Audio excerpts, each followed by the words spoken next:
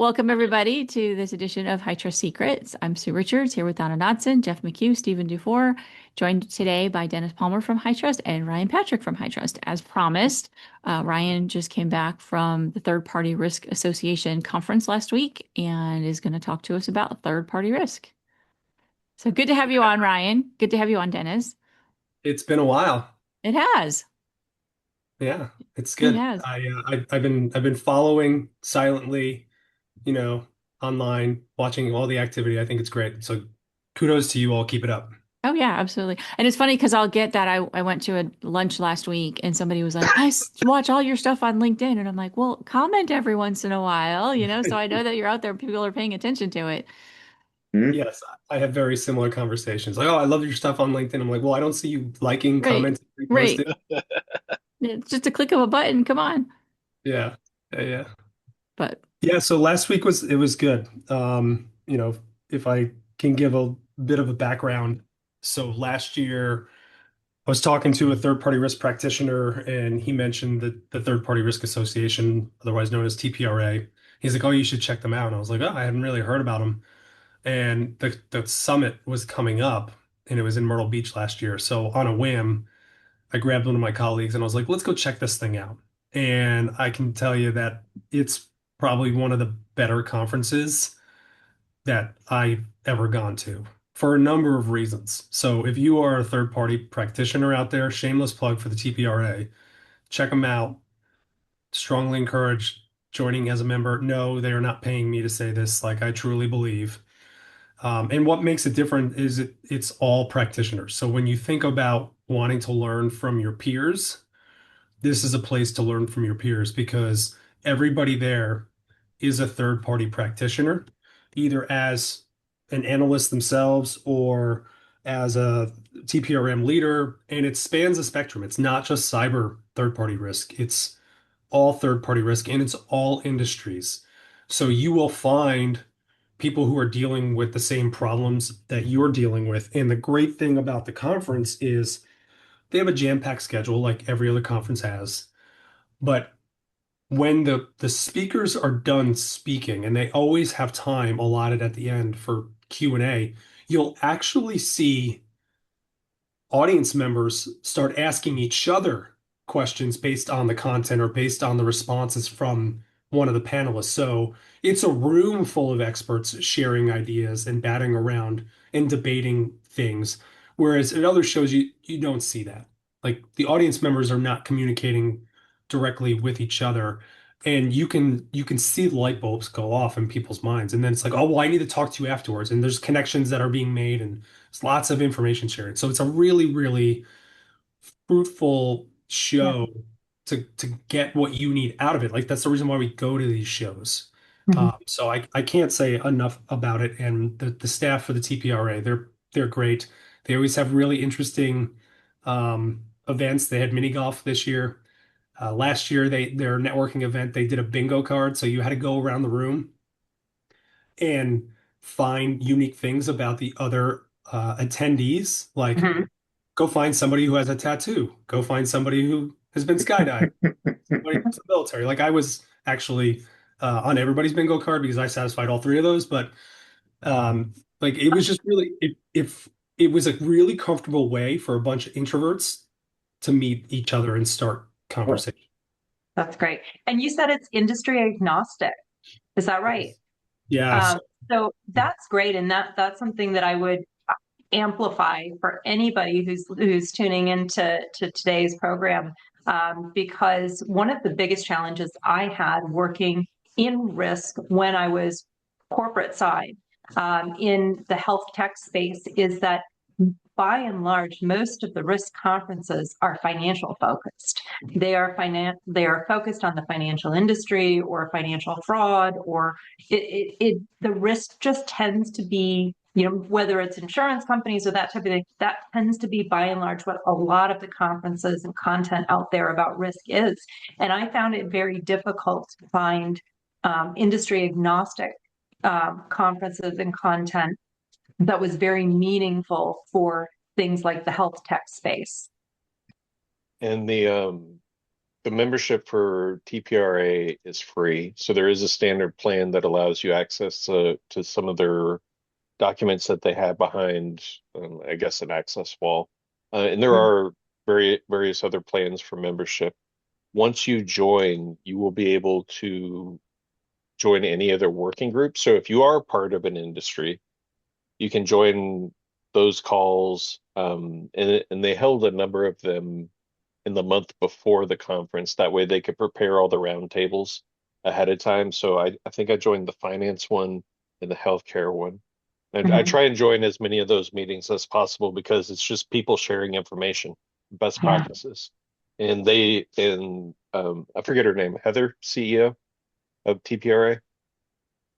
I forget her name. Whatever her Ju- name is. Julie's the Julie? CEO. Heather is she runs the membership. Yeah. Both of them join each meeting and they're directly engaging and asking questions of their membership on how, as practitioners, they do certain things. That way they can keep their process Mhm. up to date and also share relevant information. And I'm joining as many as possible because I want the different perspective, right? Yeah, and what's interesting, and this is somewhat counterintuitive to both what Donna and Steve have said, is as much as every industry is represented, everybody's got the same problem. And it's almost reassuring to get in the room and see, $100 million bank has the same problem as this small hospital in rural Wyoming. You know what I mean? So like it's a really interesting farming ground from an information perspective to just know you're not alone out there. And there's a ton of like Steve, you probably heard it on these calls. Like there's a ton of energy in improving the community. Generally speaking, like rising tide raises all ships type of thing. Like they want to help each other. Yep, 100% agree. Interesting. So, I was looking just at because they do have different kinds of membership. They've got even consultant catalyst plans for small business owners like myself. So I'll definitely look into those. They've got the practitioner, vendors, consultants, startup service providers. So all different kinds of perspectives that they're trying to gain different membership options for. So that's really good. So I know at the event that you were just at, they had an awards program or awards that they were giving out. So tell us a little bit about that one. Well, before I jump into that, just to add some color to your comment around non-practitioners. So they have a really great program for vendors, so to speak, that is not uh, as obtrusive as other like conferences where vendors are like in your face at all times. Like they moderate it really, really well, but you get great access to the people that you want to have in a very engaging way. So they have, as you mentioned, they have tiers really for every shape and size. But they also do these things. I forget the exact name. It's like vendor demo days or something like that, like once a month or once a quarter. So they give you Mhm. the opportunity to kind of talk about the things that you're doing. So this organization it's focused on practitioners, but it's really designed for the whole community. As far as the awards go, so we we won an award. We won excellence in services for third party risk, and we were a finalist for the TPRM Innovator Award. We did not win that. Another organization won that, but it was really great to kind of get recognized for the work that HITRUST is doing in the space because traditionally people wouldn't think that HITRUST is a third party risk company, and I would argue, and I have argued that we've been a third party risk company basically from the start. And the award really just represents all the hard work that everybody at High Trust, not me, but everybody behind the scenes, the ones who are not, facing the customers or facing the market, the work that they're doing to, provide a solution that actually is demonstrably working. And for the industry to recognize that, I thought it was pretty great. It was awesome. Yep. So was it for the Ryan, would you? certification program? I mean, what was was it for external inheritance and how easy it is to kind of understand your vendor's risk profile? Is it, I mean, what part of it was the innovation And It was really everything that goes into that less than 0.5% breach rate. So it's the platform, it's the shared responsibilities, it's the cyber threat adaptive work that we're doing, it's the quality assurance program, it's the way that we train and provide feedback to our assessors. It's the whole machine in how it's tangibly working to help third-party risk teams move more efficiently and more effectively. That's really interesting. I think Stephen had posted some questions, so I don't know, Ryan, if you want to take a quick look at those and just kind of. He starts off with, why were you there? Was it specifically representing HITRUST? Did you present? Oh, you're on mute, Ryan. Now I got to retell my joke. Steve with the speed round. All right, here, firing away with the questions. Why was I there? I personally was there because I believe in what the community is doing. It also happens to be right in line with my role at HITRUST. So for those who don't know, I am solely focused on third-party risk and how HITRUST fits into that equation. So being at an industry show where it's solely that audience was exactly where I needed to be and why. Because not only could I share the things that HITRUST is doing, but I can learn the pain points and ideally bring that back internally to HITRUST and see how we may help people solve those pain points, or maybe I just give them an idea that they've never heard about. So I was there not only to share, but also to learn. I presented on, don't quote me on the exact title, but basically how traditional TPRM and static-based questionnaires and assessments don't work anymore. And the threat landscape and the way technology is moving, especially in the light of AI, in the world of AI now, we need to be doing something different and relying on questionnaires and things like SOC 2 and NIST assessments and even ISO and really everything that is not dynamic in the way that the controls are selected is actually an inhibitor now versus an enabler. So that was generally what my talk track was. I'm happy to, sometime in the future, come back here and, kind of walk you all through that if you think there's any Yeah. bit to that. Any portion of my presentation that resonated with the audience. I mean, Steve, obviously all of it. I'm a genius, right? No. the Yeah, standing ovation he got at the end, Yes. told the story. The well, award, right? that's right. That's right. Well, actually, what's funny is I did actually toy with the idea, but I made a joke at the beginning of the presentation that I was going to hand out balled up paper and, color them red. So if they wanted to throw tomatoes at me, they could do that. But there was no tomatoes thrown at me, no balls of paper thrown at me. I think kind of what resonated was really how we should be utilizing threat intelligence to guide us day to day. One of the questions that I asked the audience was, how many of you are lucky enough to consume a threat feed today? And there was a handful of people who raised their hands. And I said, well, okay, of those who are doing that, how many of you are adjusting your questionnaire based on the threats that you're seeing and the way the exploits are happening? All the hands went down. So we're not really doing anything with the information that we have at hand. And I think that's really, really telling because if we're not taking what is actually being actively exploited in the world today and adjusting what we're asking our vendors or even of ourselves, then we're not we're not protecting ourselves. Our vendors are not protecting us.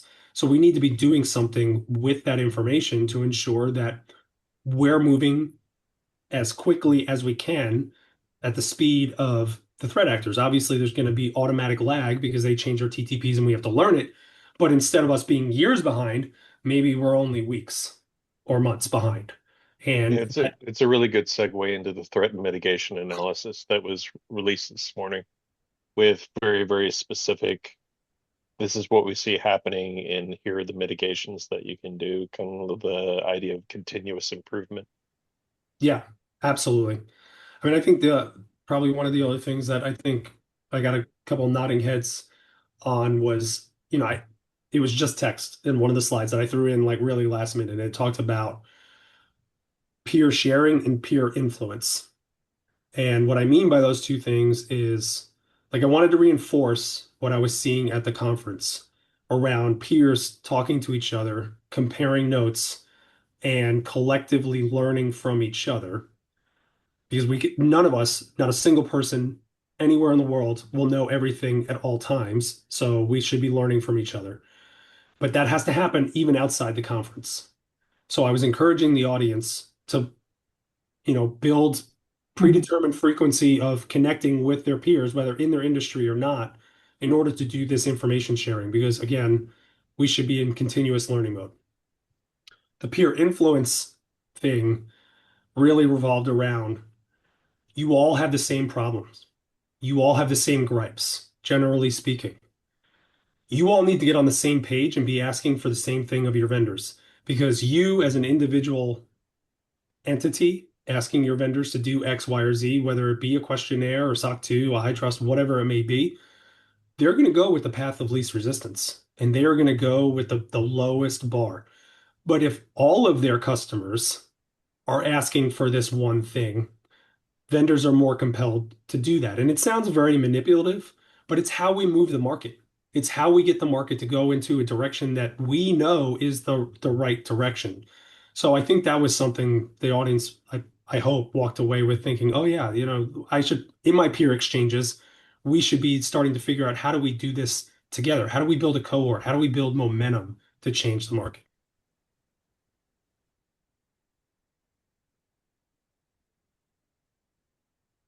Again, for those who just joined us, I'm fighting a cold, so I'm occasionally going to drink water and cough silently. I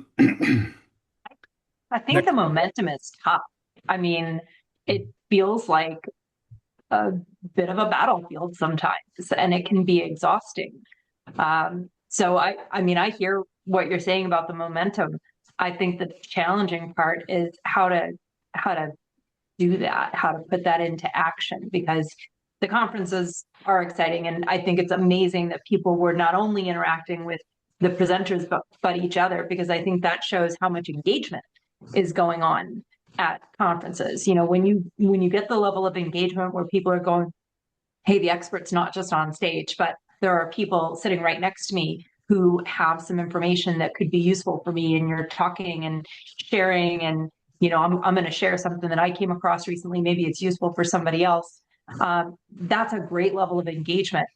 I think it's really hard on a day-to-day basis. Um, you know, as somebody who works in risk, it's a constant pushing water uphill to help people see, okay, risk doesn't always have to be black hat naysayer. It can be, how can we convert this into something that is, a competitive edge for us? How can we convert, our peers are solving this, or they're, kind of skirting the edges maybe, and going around. How can we solve for this? How can I turn this cost basis for the company into something that actually makes the sales team's job easier, something that is part of our revenue, our value, rather than just what the leadership team sees as, we spend a lot of money on that, wish we didn't have to do it. Right. so I actually completely agree with you, and it's going to sound contradictory to what I said. Like, TPRM teams, and if you've ever listened to me talk about TPRM, you've probably heard me say this 100 times. They're completely overwhelmed and completely under-resourced. So it's really easy for me to stand on stage, so to speak, and say, you need to be doing X, Y, or Z. It's a lot harder to do it every single day, but we have to at least try. We Yeah. have to figure out a way, even if it's something we only do once a quarter where we're interacting and trying to build this momentum, or maybe it's something like this, what you all have built. Like, we just have this regular cadence of conversations and decision making and idea sharing and debates and what have you.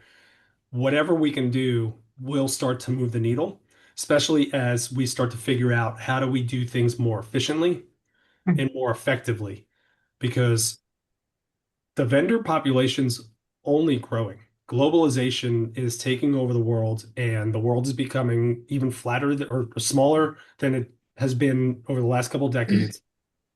So TPRM is not going away. we have to find better ways to do this type of work, or we're going to see the same end state that we're seeing today, which is breaches. I think I heard a stat from somebody while I was there that said they have a breach once a month within their vendors on average. Mhm. Like, think about dealing with that. That's pretty crazy. Yeah. It is. It's a lot.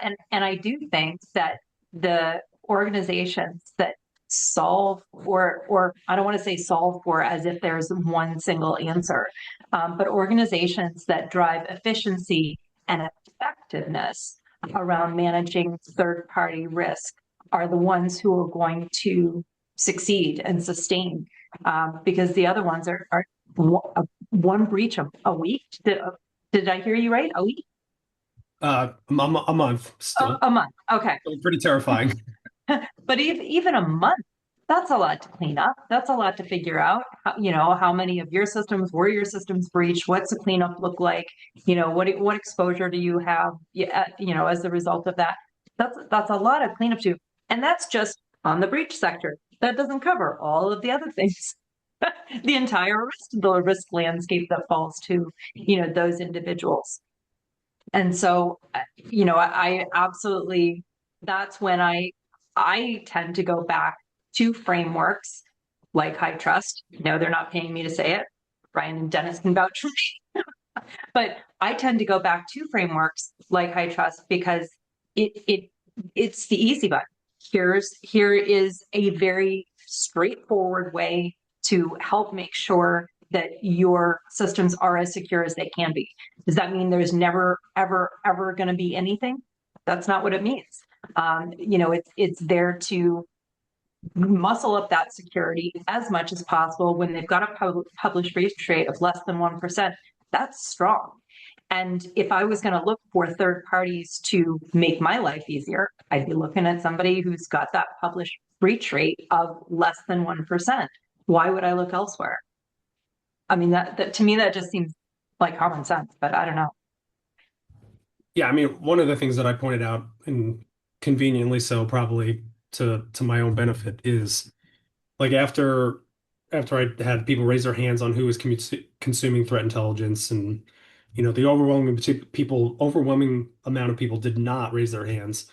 Like down the line, I pointed back to it and I was like, HITRUST. I didn't say HITRUST by name because I didn't want it to be a sales pitch, but I said there are frameworks out there that are actually doing this work that you don't have to pay for, right? It's already built into you consuming that report.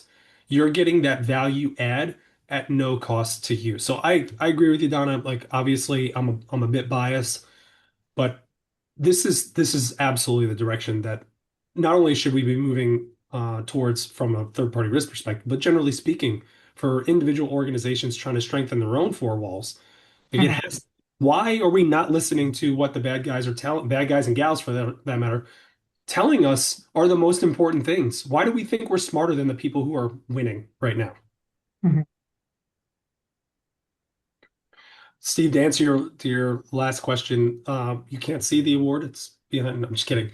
The award was shipped to the headquarters in Frisco, so I have actually no idea where it is right now. Dang, I was hoping you were gonna grab it and just like hold it up, like do your like primal yell. Right? Style. If it had my name on it, I probably would have kept it, but it did not. While you're pointing behind you, Ryan, so is that Grafenwalder there? What is that bottle of beer behind you? Oh, so That look Fleinsberger. Fleisberger. Okay, no, I thought it was a different one, but anyway. So I'll tell you the really quick story on that because I love telling war stories. So Yes. when I was in the Army War College, we had international students, and one of our international students was a German officer. And I've always wanted to go to Oktoberfest, and I've yet to get there. And Oh, the night before graduation, he brought a case of beer for all of us in our cohort to drink, and I was like, "This is my first German beer here in the States," and I brought it home with me. And my wife was like, "That's super cool. You should put that on display." So that's why I'm telling you the stories, because my wife thought it was super cool, and I put it on display. very good. Very That's good. awesome. Well, you should go to Oktoberfest. You'll have a great time. It's fun. I'm sure it'll be intoxicating. Yes. All right, so Jeff, you put a question in. What's the biggest gap between what the TPRA says should happen and what actually happens with vendors? Ooh. Um, that's a really good question. I don't think the TPRA is really they do have like a third party risk framework. It's exactly what it sounds like. It's more of a guide that, help you shape your program. Mhm. But and I've read pieces of it. I haven't read the whole thing. I don't think it's as tactical as these teams are operating from a day to day on how to manage vendors. Yeah, But I mean, generally speaking, take TPRA out of the equation because I don't want to speak on their behalf. sure. What I think the biggest gap is everybody knows what's wrong, but nobody's doing anything about it. And this is going to again sound self-serving, Yeah, but that's right. every person I talked to at that show was like, SOC 2 is terrible. I don't want to accept SOC 2. It doesn't really provide value for me, Yes, so on and so forth. But yet they're still accepting them. right. Like that's definitely contradictory. Like if it's not providing value, then we're going through motions versus actually trying to identify and manage risk. It, To me, that's one of the biggest gaps that I see in the community today. yeah. I'm Well, trying to establish trust, right? And we're doing it structurally, and and and so we've got documentation, that proves this structural trust. I'm also wondering at the same time, when we don't have documentation within the process, and this is within the HITRUST process, you know, what points are we trusting one another and our coworkers and the people around us, um, rather than on the documentation itself? So, do you understand my question? I think so, but tell me if Yeah. I'm wrong. Yeah. I mean, I think it boils down to whatever that artifact is, Yep. whether it's actual tangible evidence you're getting from the vendor, whether it's an assurance report or some kind of token of assurance. It depends on what it is, right? Because some could argue, they wouldn't argue it successfully to me, but some could argue that a questionnaire is a token of assurance. I don't think that's a token of assurance. I would not trust an answered questionnaire Yes. because I know what is happening with those questionnaires and the amount of time and effort that's actually spent and the amount of time and effort to obfuscate reality to the consumer of that questionnaire to make sure that there's nothing going to stop a deal. So I wouldn't trust that really at all. Like Yes. questionnaires are not going away. There's always relational type of questions that need to be asked, but from a security controls and maturity perspective, I wouldn't trust it versus, and I'll stop saying high trust for a second. Let's take something like a FedRAMP report.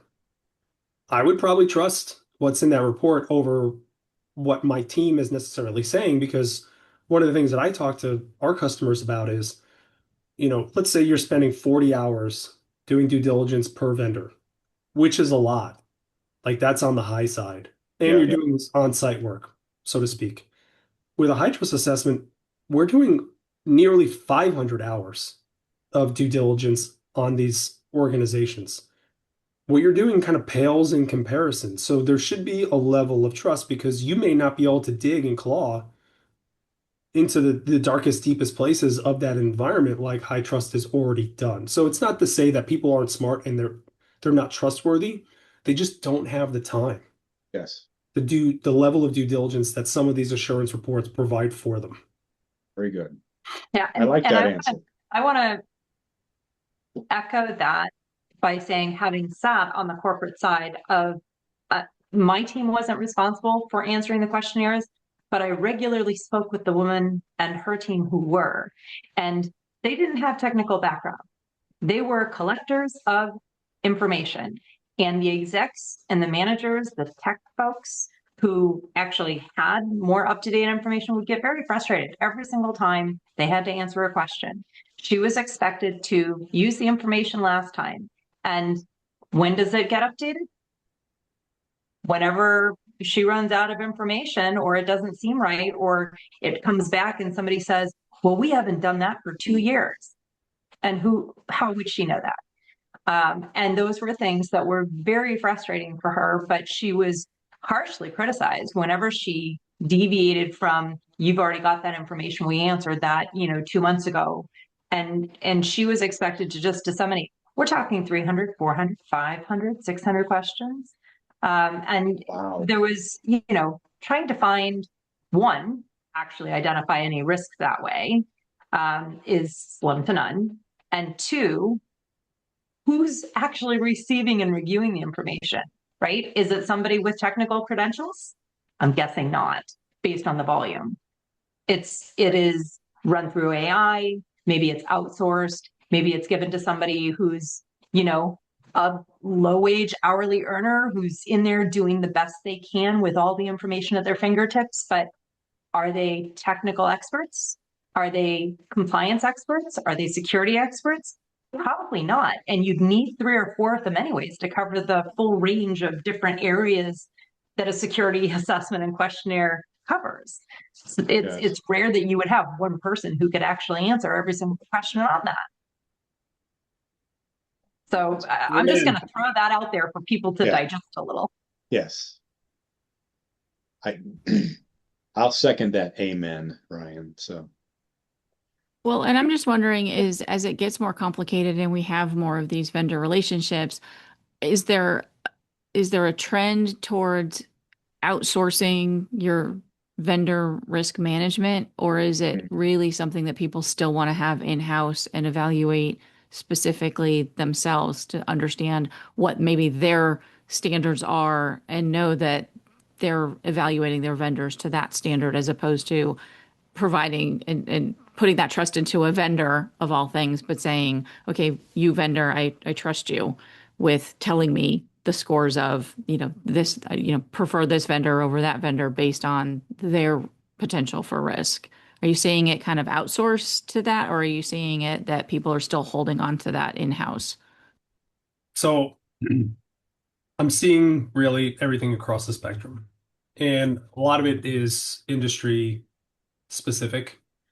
So in the banking and financial services world, they're, from what I'm seeing, holding on real tight, but and that's because they have way more resources. So they can throw money at the problem because they've been doing this for hundreds of years, and they understand risk and they understand security because they've been forced to for so long. Whereas something like healthcare, they have not been doing this very long. They're not very good at it, just generally speaking. And margins in healthcare right now are razor thin, if not in the negative. So there's not a lot of money to bring on FTEs. So there's a lot more outsourcing that's happening. So it really depends, it's really dependent from organization to organization. But it also depends on organizational risk tolerance. Right. I mean, because I can see the benefit of that. That way, I, as an organization, only really have to conduct a risk assessment on one entity, and then I push all of that rest of that risk to them to say, well, you evaluate all the other vendors. And maybe it comes up to which industries have more vendors that they're working with or need to work with. I think in the banking industry, you probably have a very state specific number of vendors that you're working with, and probably that doesn't grow from year to year the same way, a health market would, where it's, okay, well, now you're dealing with this vendor and now you've got 3 labs that you have to deal with, et cetera, et cetera. Yeah, I mean, I think there's some truth to that, but just in the conversations that I'm having, like banking and financial services is always kind of looked at as ahead of all other industries, and they are to a certain degree. But it actually compounds. Like in healthcare, the healthcare organizations are looking at like hundreds and maybe thousands of vendors. Banking's looking at tens of thousands of vendors. So it's all relative. They're still doing risk triage. They're still trying to focus on their most critical vendors.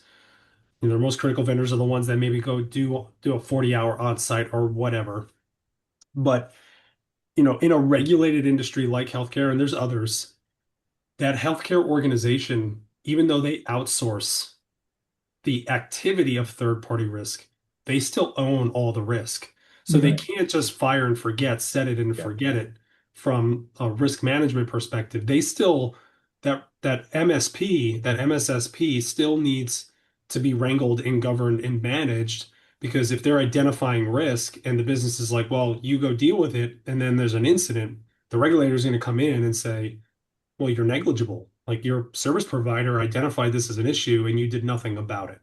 So it's based on risk, it's based on industry. I mean, I tell folks internally to HITRUST, since I'm talking to third-party risk teams all day, every day, is I have yet to come across two programs that were identical.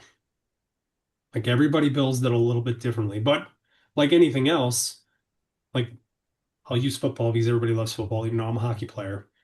Like, if you look at the playbook for all the NFL teams, I guarantee you're not going to see two playbooks that are exactly the same, but everybody learns how to block and tackle. Mhm. So that metaphor, I think, is really appropriate for third party risk, because you're going to have to build your own program, but there are things that you can learn and use from other programs to make yourself better. And that sounds like that's what the TPRA is looking for, is building those foundational things, and then you kind of customize it to whatever your particular circumstances and playbook is. And at the highest level of that, and they're once you register for an account, their guidebook is free to download and review, and you can use it to help enhance or build out your third-party risk management process. At the top level, they call it the inherent risk, and so that's where I tend to focus, because we did that webinar over third-party risk management, where I classify my vendors amongst three separate categories depending on their relationship. But then the other side of that is um, revenue generation versus access, and or the upkeep and the maintenance of regulated data, right? Depending on what industry you're in.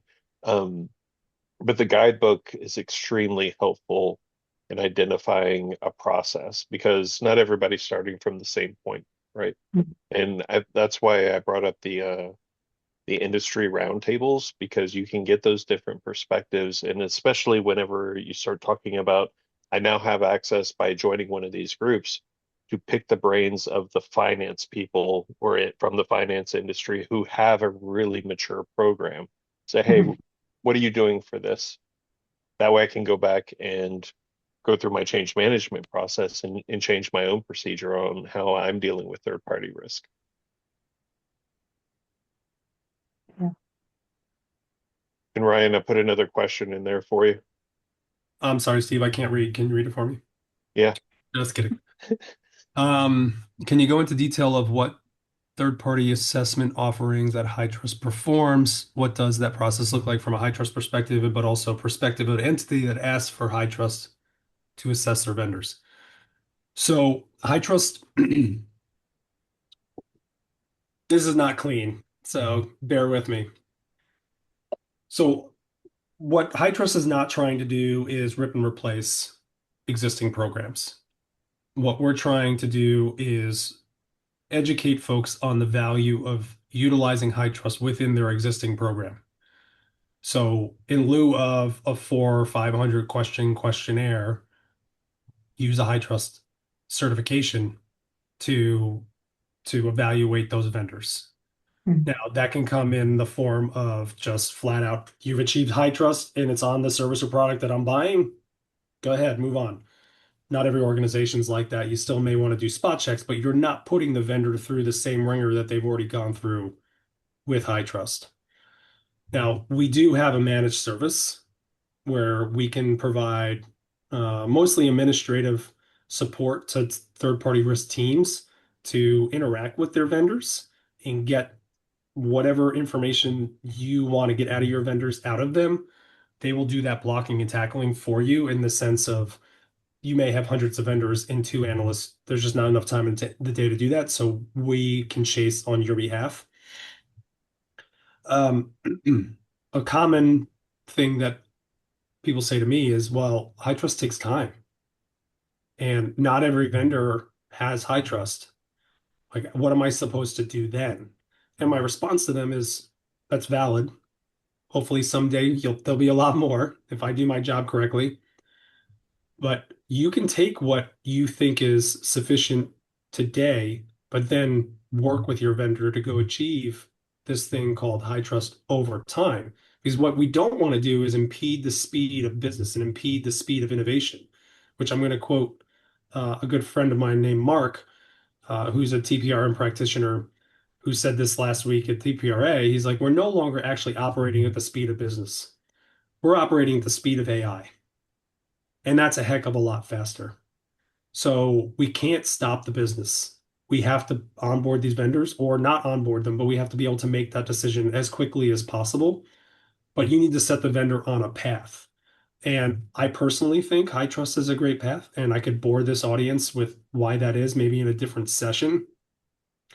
But it really boils down to how does an existing program want to incorporate, overlay, whatever verb you want to use, high trust into that program. Now, we do have some services as well where we'll come in and evaluate your program and say, hey, here are some places that you could probably tweak, and here are some things you can do to tweak that, so to speak. But we're not really like selling something. There's not something tangible that I can hand one of these customers and say, this is high trust TPRM solution. It's more of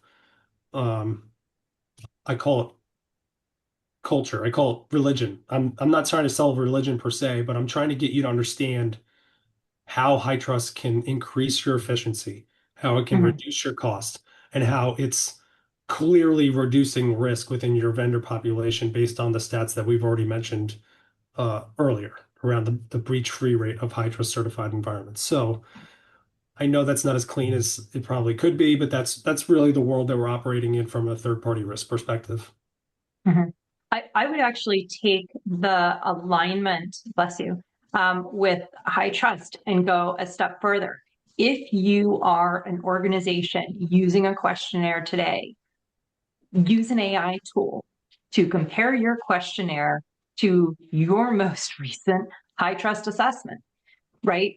Go brass tacks. If you've got vendors who are using high trust, compare your questionnaire against the high trust controls on a recent framework. You will be, I think, surprised, maybe if you're still using the questionnaire. I expect you'll be surprised at how strongly aligned and how already answered a lot of your questions are. So go down that path, because this is the path that leads to justification for your leadership team, right? Nobody wants to take away the questionnaire and then you have a breach and everybody goes, oh, you took away the questionnaire. You did this. If you had asked the questions, maybe we wouldn't have done business with the vendor. And everybody knows that's not true, right? Because the vendor was going to say whatever they needed to say or just sign the contract. Nobody's going to go, yeah, we actually had 3 breaches last year. Did you know that? Right? I'm not aware of vendors who are going to do that. Look for vendors that have proven their security through things like high trust. Compare those high trust controls, get the report if you can. I know a lot of companies don't like to share them, and I know they're very confidential. See if you can get the report. Compare it against your questionnaire. Try to streamline how you're approaching these questions, and then you'll have a net out of, okay, these are the questions you actually need to ask. And then you'll have a much smaller pot of questions and answers that you feel are meaningful and material for your organization, because every organization is a little different. Every vendor is a little different. I totally get that. Ryan, I heard you loud and clear, and I know that those are true. But with nearly $30 billion spent on just in the healthcare industry on managing vendor risk, we can do better. We can absolutely do better. This cannot be where we've got hospitals and healthcare organizations cutting costs and trying to streamline how much they're paying nurses and doctors, or debating if they're going to keep an oncology ward open. These are terrible decisions to make when there's billions being spent on poorly managed third-party risk. I mean, we can do better. We genuinely can. That'll be agree. my soapbox for today.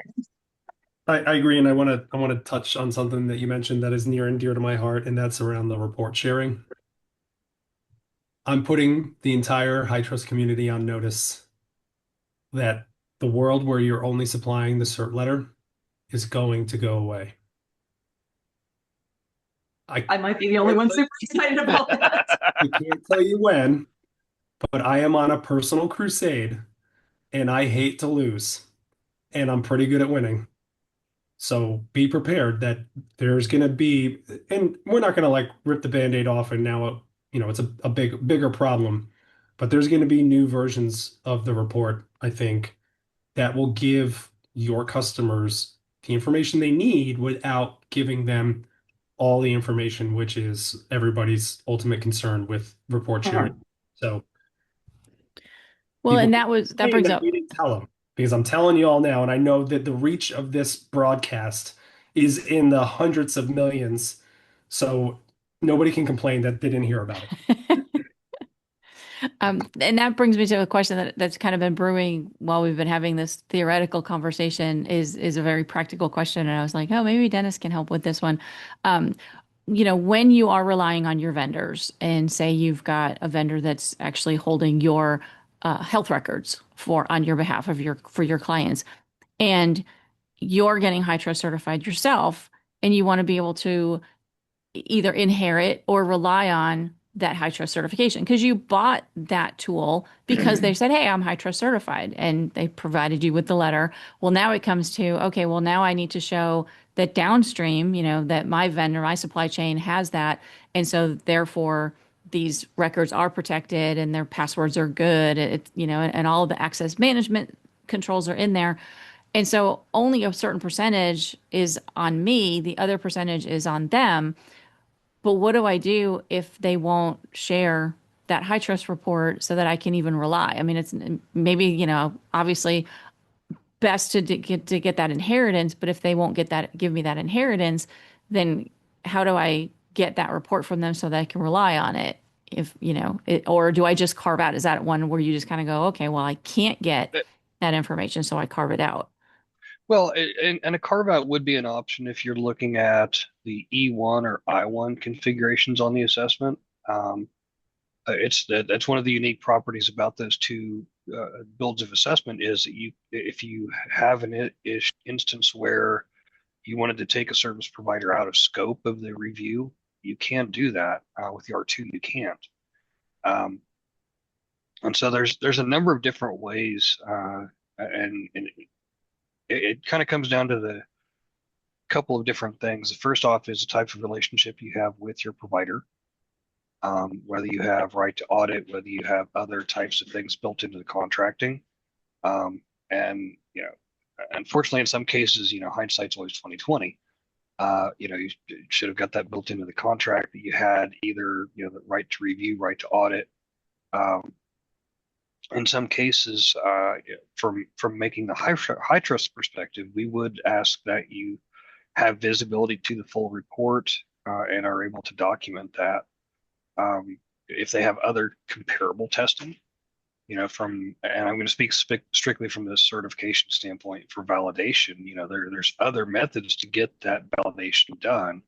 There's other deliverables, other types of reports that you can leverage. And the challenge you run into, Susan, as you know, is the specificity of the testing of the high trust controls is where the challenge lies. And so, even, a lot of larger providers have like a trust center or something like that where you can download different deliverables. Those are great. I love them. And make the provider's life easier. They give comfort to those people relying on them. But there's, that really is the challenge is, finding the right deliverable to get comfort in the fact that the provider is doing it and sharing it as part of that shared responsibility program. So sorry, not a small answer at all. Yeah, no, but I wonder if we could actually leverage the fact that the questionnaires exist in a lot of organizations for organizations who are still using them to turn around and go, right, well, if you're able to provide your detailed high trust report, then we will run that report against our questionnaire and provide you a subset of questions, or you can answer all of them. I mean, if I had to answer 400 questions or provide the full HITRUST, I'd be going to leadership going, let's provide the full HITRUST report. That will be easier. Let's do that. And then if we had more and more companies who were taking that approach and using AI on the back end to say, right, compare this detailed HITRUST report with the existing questionnaire, identify the remaining questions that need to be answered or have outstanding concerns. Yes, right. Did you raise your hand? Yes, I'm very polite. I would actually offer something different. Don't use AI. Okay. AI's fickle. Reach out to Dennis and I. We will do the mapping Really? your questionnaire Okay. to all 3 assessments and tell you exactly how it maps to our existing question set. Okay, Nice. I like that. I would Excellent. love to see that harnessed in some sort of a tool. I know I've already beat that drum before, so I won't go down it again, but I'd love to see that intellectual property harnessed in a tool that companies could use, because that's what I think the executive leadership needs, and a lot of the organization, in order to let go of the security questionnaires that they're clinging to so fiercely. They don't want to be the one to cut it and not have justified that there's another way to do it that's better. And part of that challenge, and it's such interesting, Donna, because I was on a call today with a customer, and they had never seen some of the mapping capabilities that are resident inside my CSF. I pulled up the authoritative source report card, and they were like, "Wait a minute, do you have HIPAA in there?" It's like, "Yeah, I've got HIPAA." They were asking about PCI. They were doing a PCI, and they were like, "Can we hand this over to our QSA?" I was like, "I can't speak for PCI QSAs, but I said this is the control set that you need to evaluate." And so a lot of that capability already exists and has always done it. We're always developing new things. So, that is one of those things that